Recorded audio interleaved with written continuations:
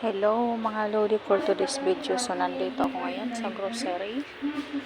So ayan, mag-grocery naman tayo. Ayan.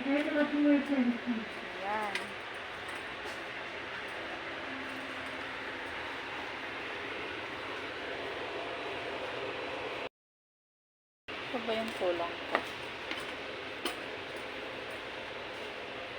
Mag-grocery naman tayo.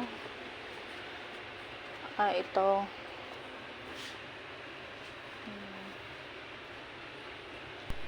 So mag-grocery naman ako ngayon. Ayan na nga. Kumuha na ako ng grocery. At kumuha na rin ako ng tissue. Kailangan ko na kasi mamili ng panglinis ko sa bahay. So ayan. So ayan mga lodi. So ayan na yung nag-grocery ko lahat. Kunti lang po ng grocery ko dyan. So sabon panglaba lang at saka downy. Panglinis sa CR at saka panglinis sa sahig. So yun lang.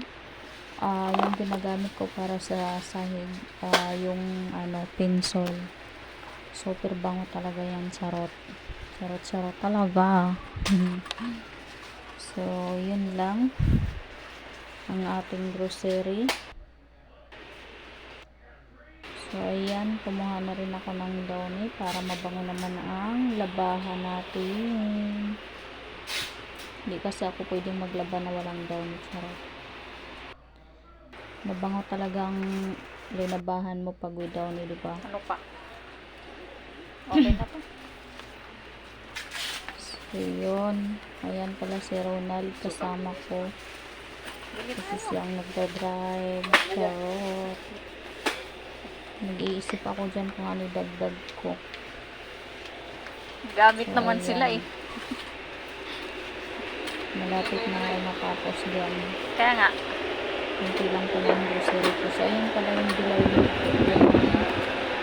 yung sol na para sa pang sahigyan.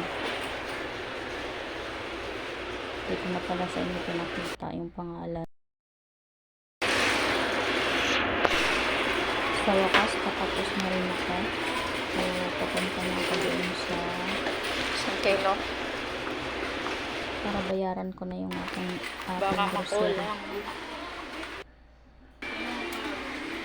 Ano mo muna doon? Kasi kung may